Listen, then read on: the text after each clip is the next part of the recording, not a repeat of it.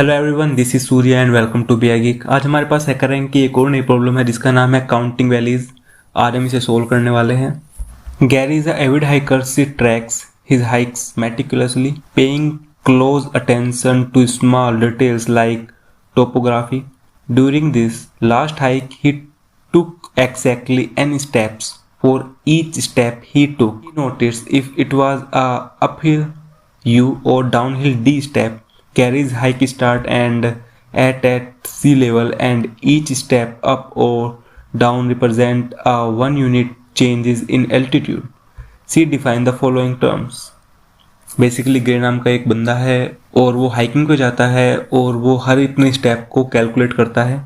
जब वो अपनी हाइकिंग स्टार्ट करता है तो सी लेवल पे होता है, और जब वो अप स्ट्रीम होता है यू आता है, और जब वो डाउन हिल जाता है तो डी आता है। और जैसे भी एक भी अप डाउन होता है तो उसमें एल्टीट्यूड में चेंजेस आते हैं 1 यूनिट का। इसके बाद उसने कुछ टर्म बताई है।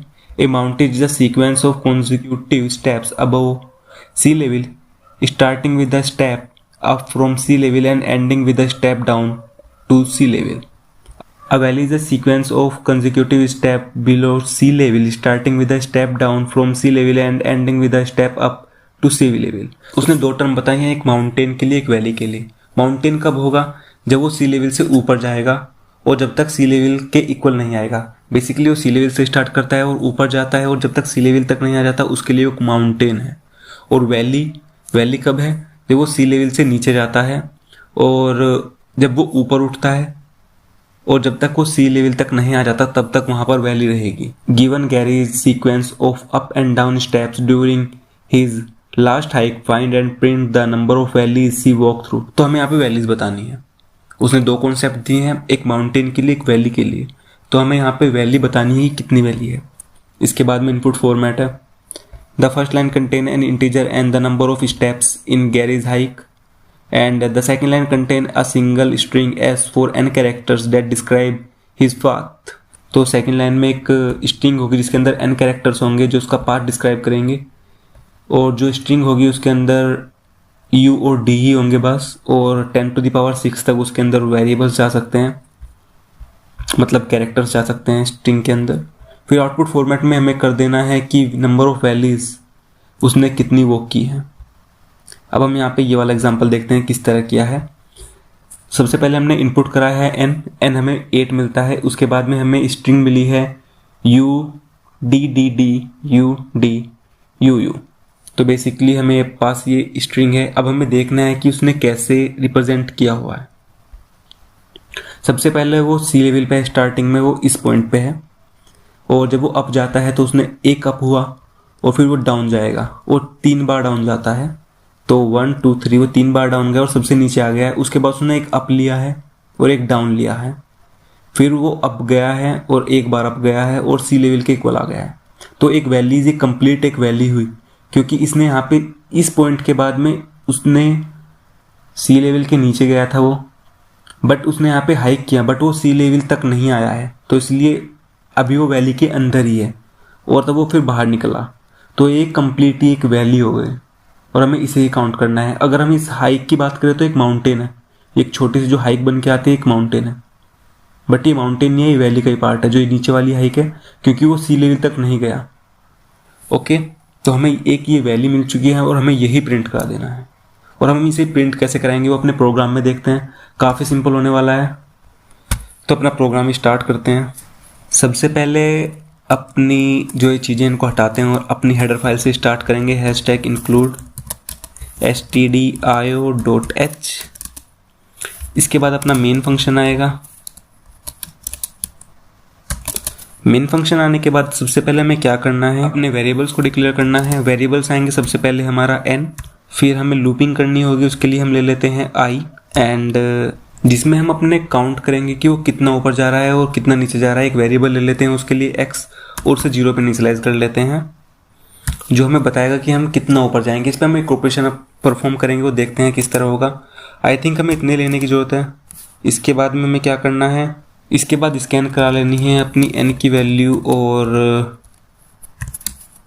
उसके तुरंत बाद वैल्यू स्कैन कराने के बाद हम अपने एरेज डिक्लेयर करते हैं कि हमें एक एरे लगेगा यहाँ पे।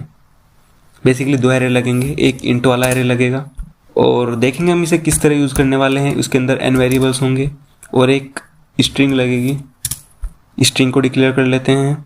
a नाम की स्ट्रिंग होगी जिसके अंदर n कैरेक्टर्स आएंगे और जब हम यहाँ पे स्ट्रिंग को यूज़ कर रहे हैं तो हमें एक हेडर फाइल को यहाँ पे यूज़ कर लेना चाहिए जिसका नाम है string.h।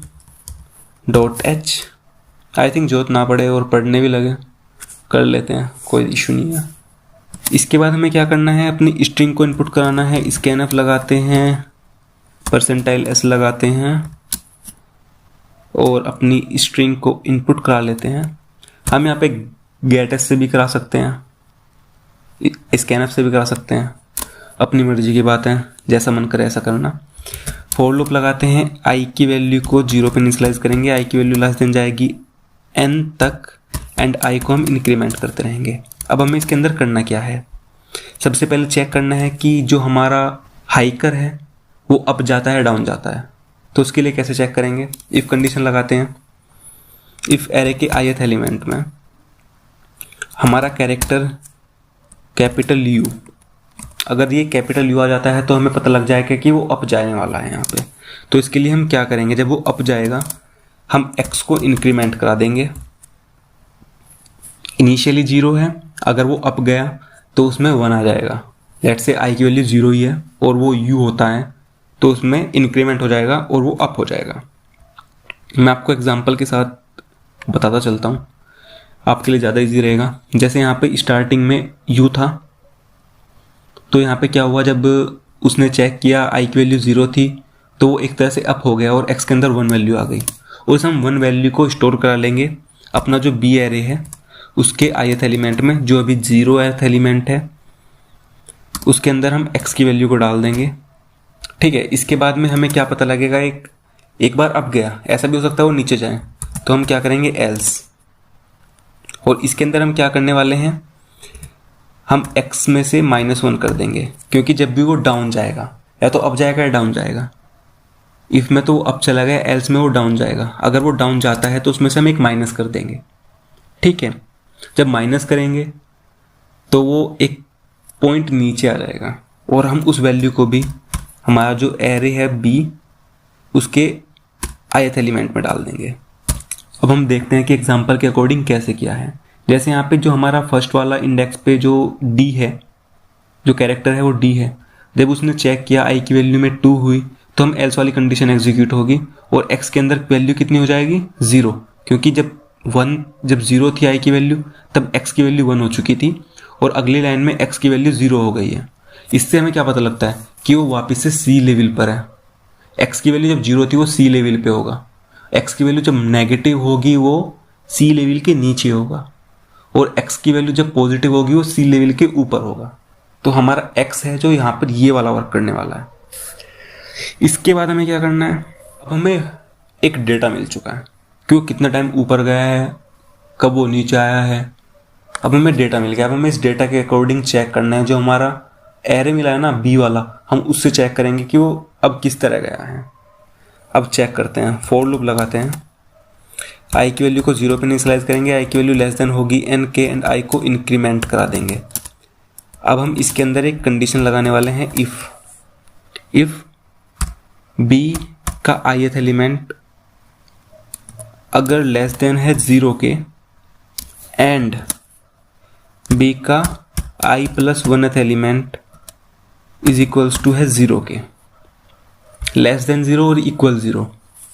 अब देखते हैं कॉन्सेप्ट कैसे चलता है, बट उससे पहले हम यहाँ क्या करते हैं, x को 0 पे इनिशियलाइज कर देते हैं वापस से, क्योंकि अब हमें x की जरूरत नहीं है और x को हम वापस से यूज़ कर लेंगे। और अगर हम दूसरा वेरिएबल डिक्लेयर करेंगे तो हमारा थोड़ा सा स्पेस कॉम्प्लेक्सिटी में इंक्रीज होगा, एक अलग से वेरिएबल आएगा। अब हम देखते हैं कि इफ वाली कंडीशन कैसे वर्क कर रही है। अगर b की वैल्यू नेगेटिव है तो वो c लेवल के नीचे है और bi+1 जो उससे अगले वाला एलिमेंट है, अगर उसके अंदर 0 आ जाता है तो मतलब वो c लेवल के इक्वल हो चुका है। जो ये वाली कंडीशन आते हैं यहाँ पर एग्जांपल में देखते हैं, यहाँ पर जो कंडीशन है वो नेगेटिव है और उससे तुरंत बाद जो अगले स्टेप में आएगा वो c लेवल पे हो जाएगा। अगर वो c लेवल पे हो जाता है तो मतलब वो एक वैल्यू में था, इससे हमें ये पता लगता है। तो हमें क्या करेंगे, वैल्यू के लिए हम x को ही इंक्रीमेंट करा देते हैं।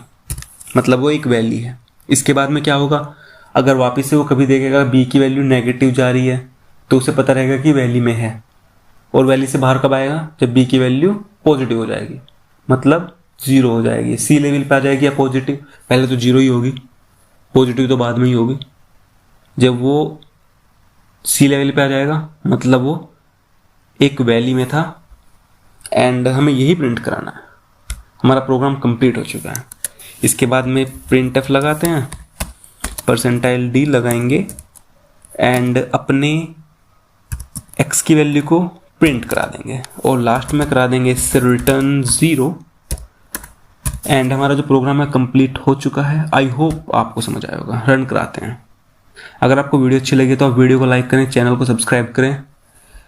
मेरे जितने प्रोग्राम हैं उन सभी के फोटो इंस्टाग्राम पे अवेलेबल है, आप वहाँ से इजीली जाके देख सकते हैं। आईडी नीचे डिस्क्रिप्शन में है, हैकर रैंक की भी आईडी नीचे डिस्क्रिप्शन में है, आप फॉलो कर लीजिए, कोई इशू नहीं है, हमें फॉलोवर से कोई दिक्कत नहीं है। ठीक है, तो आप फॉलो कर सकते हैं और चैनल को सब्सक्राइब कर ही दीजिए। अगर आपकी कोई क्वेरी हो तो नीचे कमेंट सेक्शन में बताइए, शायद अगली वीडियो उसी क्वेरी पे हो। तो मिलते हैं नेक्स्ट वीडियो के साथ। Thank you and bye bye.